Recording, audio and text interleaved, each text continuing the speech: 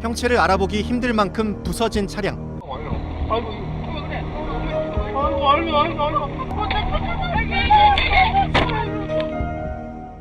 누가 봐도 급발진은 의심이 되는 보도였어요. 정말 참혹한 사고. 운전자를 제외한 부인과 딸, 그 다음에 손주 둘이 4명이 다 현장에서 사망하는 사건.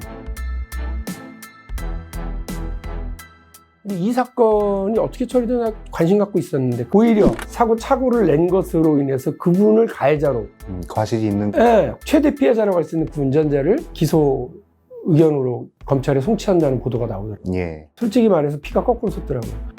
일명 삼성 저격수 혹은 대기업 저격수라고 불렸던 지금은 또 현대차 저격수라고 불리고 있는 박용진 의원입니다.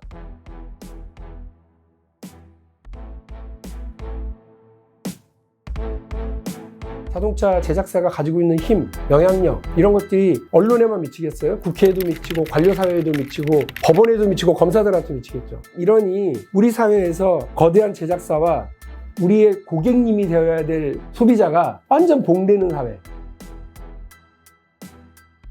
이게 정상적인 사회고 공정한 사회겠어요? 누군가 하나는 바로 잡아야죠. 그러면 그렇게 생각하고 야, 저희 국회의원 저 또라이네 하는 얘기를 듣더라도 보여줘야죠.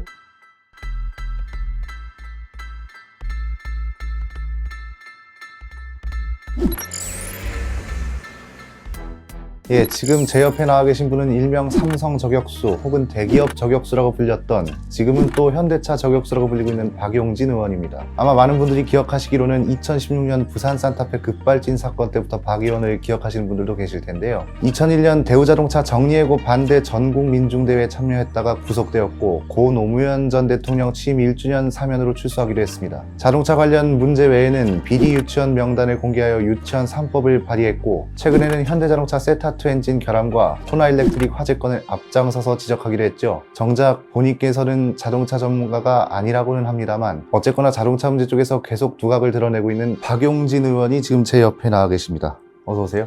네, 안녕하세요. 예. 사실 자동차 문제는 잘 인터뷰를 안 하시는 걸로 제가 알고 있습니다. 왜냐하면 유치원 3법에 비해서 방송사 인터뷰도 많이 하신 걸로 제가 기억을 하는데요. 자동차 문제는 인터뷰 자체가 요청이 잘 없습니까? 자동차 문제는 인터뷰를 안 한다. 이거 완전히 오해고요. 인터뷰 요청이 있으면 당연히 해야 되는데 역으로 언론사에 관심이 적은 거예요. 유치원 관련해서는 후보들의 관심이 일단 많고요. 국민적인 분노 대상이기도 했고, 그런데 이 자동차 관련해서는 한유총보다도 훨씬 큰 재벌 대기업이라고 하는 이익 집단이 있고요. 그 현대자동차라고 하는 국산 최대 메이커 회사와 연관되어 있는 사회적 카르텔들이 있어요. 그런 힘들이 상당히 크다고 보고요. 최대 광고주 중에 하나 아니겠습니까? 예. 그러니까 뭐 언론사에서는 인터뷰 자체가 별로 없고요. 그 문제에 대해서 그냥 전문가들이 알아서 하는 일 이렇게도 생각 많이 하는 것 같아요. 알겠습니다. 사실 스스로 자동차 전문가가 아니라고 하시는 것을 제가 봤습니다. 예. 근데 그러기에는 워낙 두각을 많이 드러내고 계셔서 예를 들면은 뭐 부산 산타페 급발진 사건 같은 경우도 그랬고요. 세타2 엔진 무한 보증 약속도 받으셨고 더 뉴그랜저 무상수리랑 코나 일렉트릭 이퀄도 어떻게 보면 이끌어내셨습니다. 예. 뒤에서 나오겠습니다만 우리나라에서만큼은 큰 성과라고 보여지는데요. 유독 자동차 쪽 문제를 앞장서서 좀 지적하시는 이유가 있습니까? 보시기에 따라서는 그렇게 보일 수 있겠습니다만 저는 그냥 시장에서의 공정성, 우리 사회의 불합리를 극복하는 문제 이게 되게 중요하다고 보거든요. 예. 시장에서 공정하게 진행이 되느냐, 우리 사회에 불합리한 것은 없느냐. 근데 이게 다 불공정과 불합리가요, 약자들에게 유독 가혹하거든요. 힘 있고 돈 있고 빽 있는 사람들 혹은 그런 집단과 기업들은 늘 시장에서든 거래관계에서든 그냥 우리 사회 모든 관계에서 다 우위에 서서 있는데 재벌기업과 경제민주화에 대한 관심이 많고 그래서 예. 삼성과 관련해서도 매우 열심히 이걸 파고 또 유치원 3법이라고 하는 사회적인 문제에 대해서도 매우 적극적으로 했지만 사실 그것도 떨어질 걸 각오를 해야 되거든요. 자기 지역구에 있는 유치원 원장님들의 카르텔이 만만치 않으니까. 그런데 자동차 관련해서는 제가 사실 아까 말씀하셨던 부산 산타페 사건이 시작이었거든요. 예. 한 여름에 부산에 있는 그러니까 친정집을 간 거죠. 피해자가. 낳은 지 8개월밖에 되지 않은 아이와 그리고 3살짜리 아이 이렇게 해서 둘을 데리고 친정집에 간 거예요. 그래서 그 손주에 이렇게 바다를 보여주자 이렇게 해서 그 사고 차량을 몰고 운전 경력 18년이 넘는 분이에요. 전문적으로 운전으로 먹고 살았던 분. 누가 봐도 급발진으로 의심이 되는 보도였어요. 정말 참혹한 사고. 운전자를 제외한 부인과 딸, 그다음에 손주 둘이 4명이 다 현장에서 사망하는 사건. 운전자만 살아. 운전자는 큰 부상 속에 겨우 살아났죠. 근데 이 사건이 어떻게 처리되나 관심 갖고 있었는데 그해 12월에 밤 11시 반쯤 집에 들어갔어요. 그날도. 마감 뉴스를 하고 있는데 부산에서의 산타페 사고 차량 운전자를 오히려 사고를 낸 것으로 인해서 그분을 가해자로 과실이 있는 최대 피해자라고 할 수 있는 그 운전자를 기소 의견으로 검찰에 송치한다는 보도가 나오더라고요. 예. 솔직히 말해서 피가 거꾸로 솟더라고요. 아, 저 사람이 힘이 없는 사람이니까 저게 당하는구나. 자동차가 제작 결함이 있는지 없는지 저 경찰들이 관심이 있었을까? 자동차는 분해는 해봤을까? 자동차를 분해하면 그건 알긴 알까? 그 경찰이. 그런 실력은 있나? 온갖 생각이 다 들었는데 아무도 이 산타페 차량 차주한테 도움을 줬다거나 그런 걸 찾아볼 흔적이 없는 거죠. 그래서 그때 결심했어요. 내가 지금 정무위 소속이고 국토부를 관할하는 국토위원회 소속도 아니지만 예. 저렇게 억울한 사람이 있으면 안 되지. 국회의원이 할 수 있는 거 한번 해보자. 그래서 그날 밤에 이 갑질 중에 하나인데 그날 밤에 의원실 단톡방에다가 이거 파헤쳐보자 하고 톡 올리고 그 다음날 아침 회의 소집해서 시작을 한 거가 여기까지 온 거예요. 근데 세상에 자동차 회사의 기고만장한 태도하며 그 다음에 국토부의 그 관료주의하며 경찰의 태도하며 이 방법은 뭐 최대한 언론의 관심을 끌게 하고 피해자들 모아서 간담회 하도록 하고 이 문제를 국회에서 문제 삼아서 국회 역사상 70년 동안 대정부질문에서 국토부 장관을 세워놓고 자동차 관련 질의를 한 건 제가 처음이었을 거예요. 예.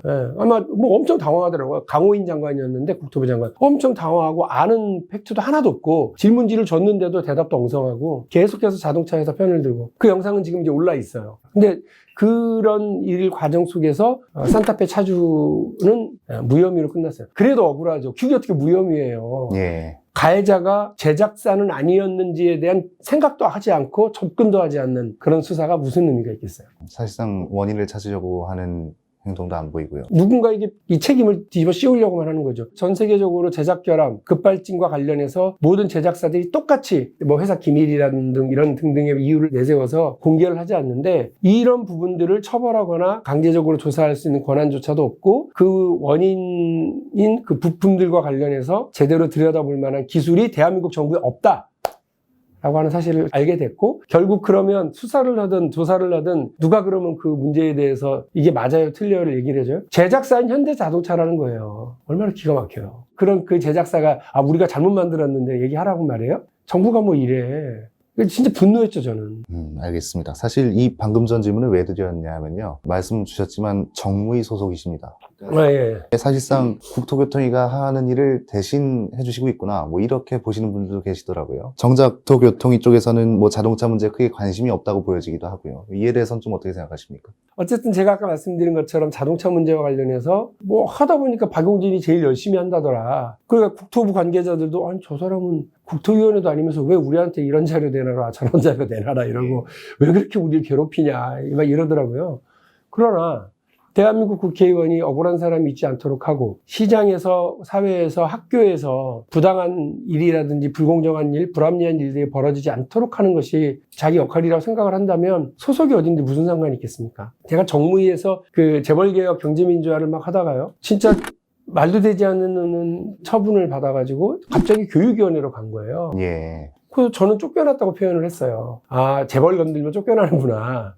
그리고 교육위원회로 가서 거기서는 또 유치원 3법 한유총하고 이제 붙었죠. 그러는 도중에도 저는 제 할 일이라고 생각했던 재벌개혁과 경제민주화 지금 우리가 얘기하고 있는 자동차 관련한 이야기는 계속해서 제가 가지고서 했거든요. 물론 어렵죠. 그 관련 상임위가 아니니까 자료도 잘 안 주고 관료들이 도움도 잘 안 주고 이러긴 합니다만 국회의원이 국민이 부여한 권한을 잘 발휘하면 방법은 다 있더라고요. 알겠습니다.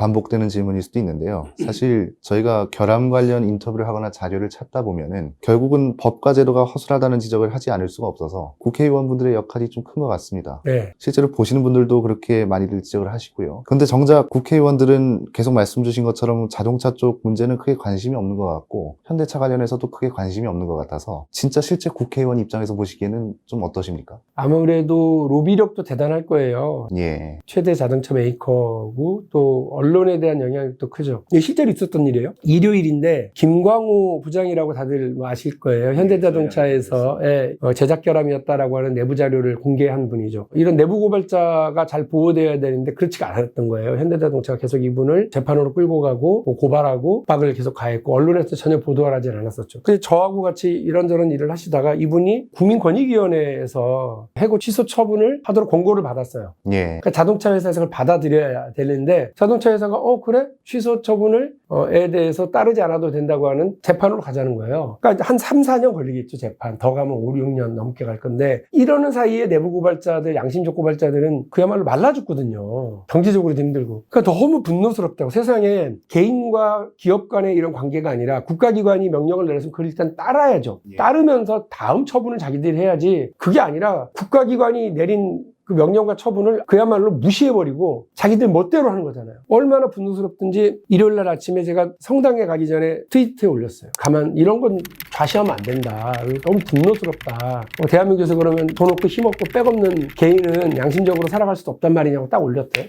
그랬더니 웬 주요 메이커예요. 조중동 언론사가 그 기사를 올렸어요. 예. 박용진 의원이 지금 이렇게 해서 분노의 글을 올렸다. 성당 가서 미사 드리고 1시간 30분 있다 열어보니까 그 기사가 삭제됐어요. 삭제됐어요.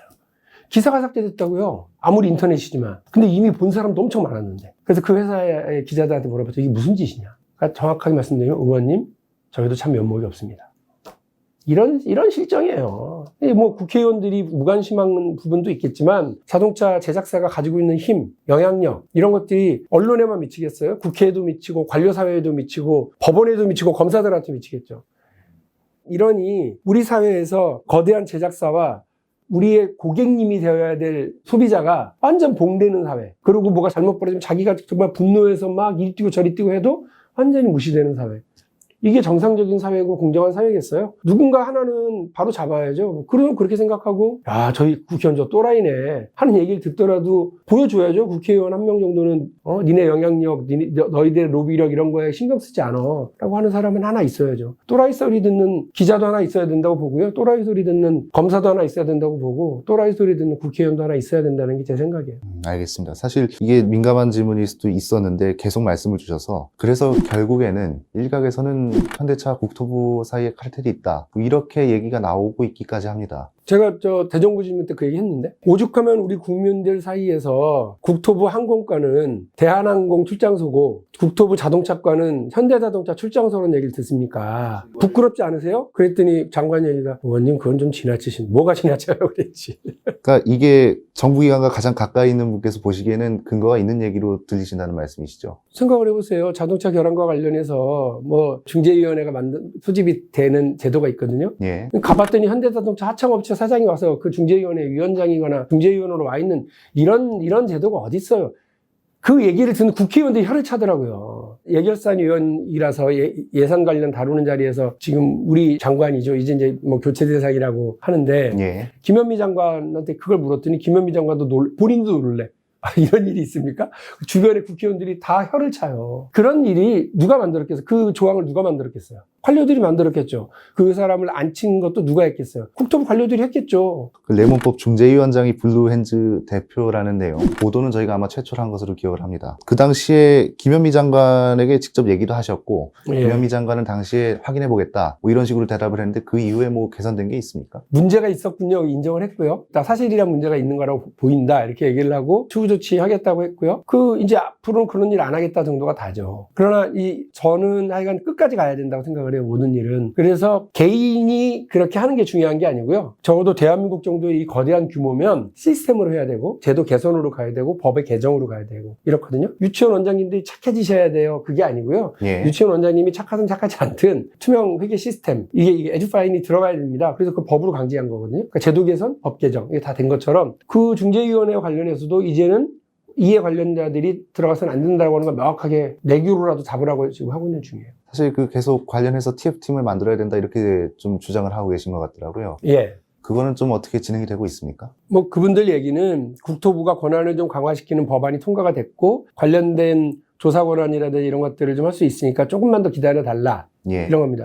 근데 저는 국토부가 실력도 없고 의지도 없다 이렇게 판단을 해요. 법에서 국토부에 아무리 권한을 줘도 별무소용이다 이렇게 생각이 드는데 그래서 핵심은 국무총리 산하에 TF팀을 만들고 관련된 모든 부처들이 모여서 자동차 제작 결함에 대한 제도 개선, 원인 분석, 그다음에 피해자 구제 이런 등등을 준비하고 만들어내야 된다 생각을 하고 벌써 한 3년째죠. 이 TF를 구성하라고 국토부가 자기들 권한 가져가고 자기들 그동안의 과오나 이런 것들 드러날까 걱정스러웠는지 그러니까 국토부가 그렇게 강력 저항하니까 국무총리실도 이거는 조금 더 미뤘다가 요걸 좀 지켜봤다가 이러면서 계속 여기까지 온 거거든요.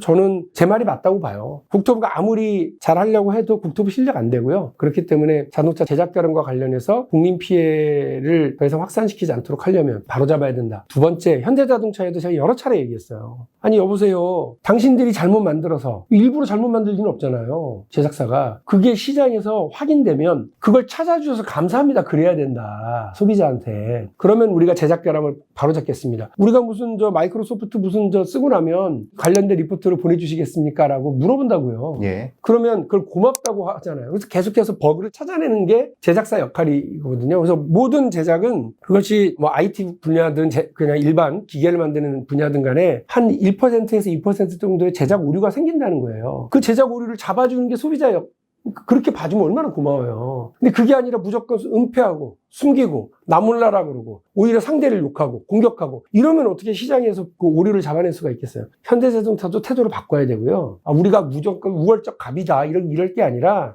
야 이거 좀 오일이 막 감소해. 자동차 브레이크가 안 밟혀. 갑자기 급발진이 생겨.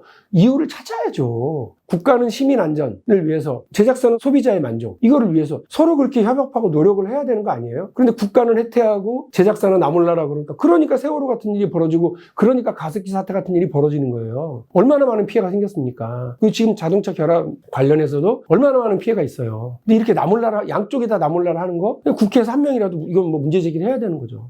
알겠습니다. 사실 리콜이나 무상 수리를 두고도 소비자들 사이에서는 이거라도 해주는 게 어디냐 이렇게 보시는 분들도 있는 반면에 원래 그게 당연한 거다 이렇게 보시는 분들도 계신 것 같습니다. 근데 박용진 의원께서 앞장서셨던 세타2 엔진 무한 보증 그리고 그랜저 엔진 오일 감소 그리고 코나 일렉트릭 화재건도 리콜을 이끌어내셨잖아요. 그런데 공통점을 보면은 실효성에 대한 지적이 계속 나오고 있습니다. 국회의원 입장에서 보시기에 이런 것들이 좀 시원하게 해결되지 않는 이유가 가장 큰 문제가 뭐라고 생각하십니까? 열받죠, 진짜. 말씀 쭉 하셨던 세타2 엔진 문제부터 코나 리콜 문제까지요. 예. 강제 리콜 받고 자발적 리콜 받고 그래서 거의 한 25만 대 이상을 세타2 엔진 관련해서는 했고요. 코나도 지금 리콜 들어가서 저러고 있는 중인데, 그리고 뉴그랜저 엔진 오일 감소와 관련해서도 리콜 조치 들어가기 전에 지금 자기들이 점검하겠다고 하는 거 아니에요? 다 눈 가리고 아웅 조치로 끝나더라고요. 그러니까 제가 열받는다고 말씀드리는 거예요. 국회에서 국정감사장에 나와서 그런 문제에 대해서 인정을 하고 이제 거기까지 갔으면 최선을 다해야죠. 어떻게든 비용 줄여보려고,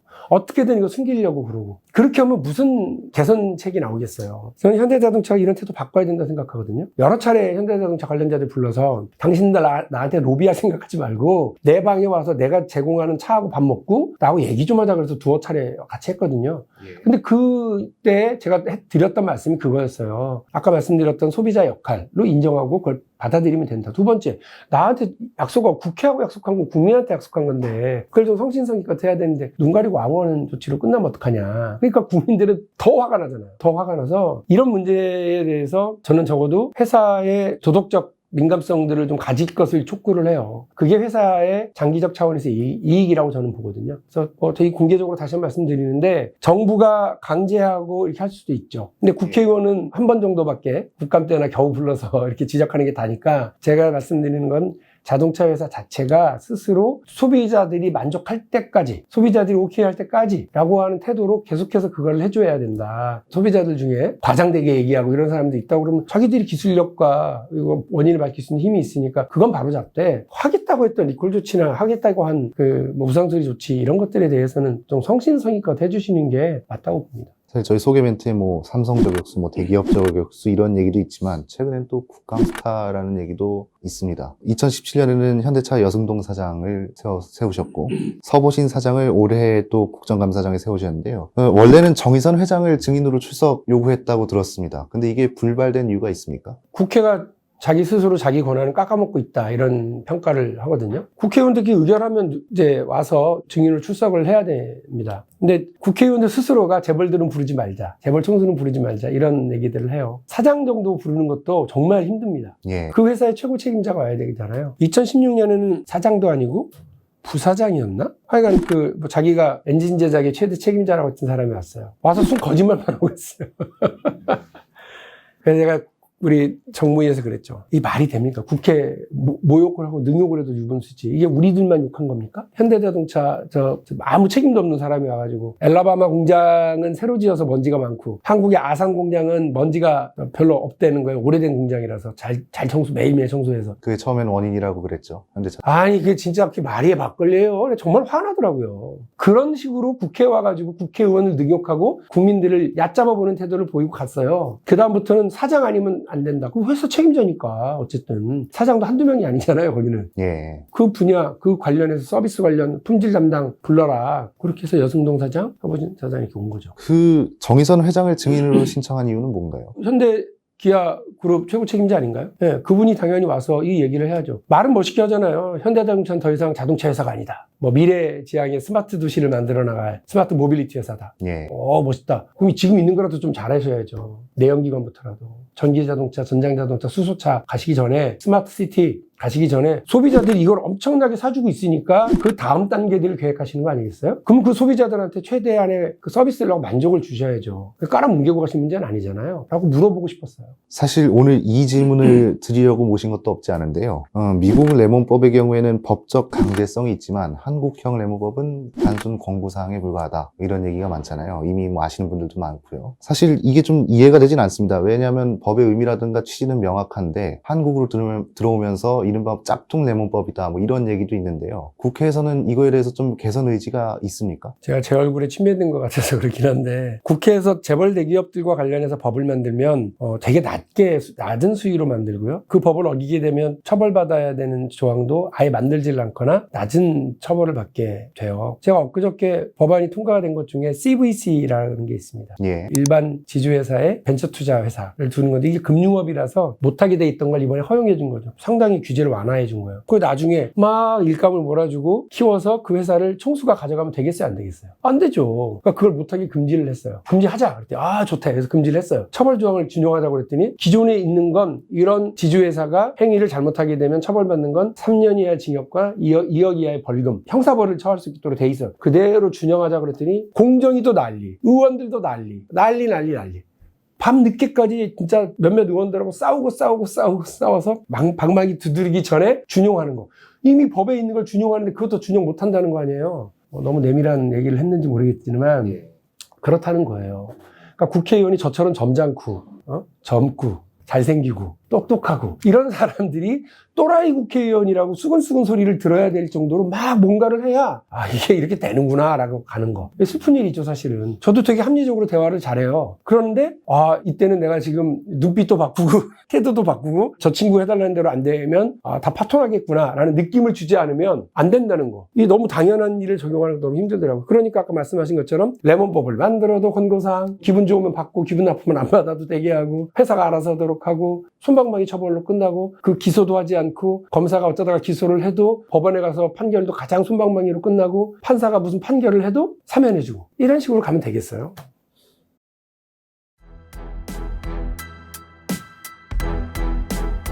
보셨을지는 모르겠습니다만 국민청원을 저희도 진행 중에 있습니다. 국민청원을 국회에 하든 청와대에 하든 청원 자체도 상당히 의미가 있죠. 제작 결함 관련해서 국민들이 그냥 소수다, 소수의 의견이 아니다 라고 하는 걸 보여줄 필요가 있거든요.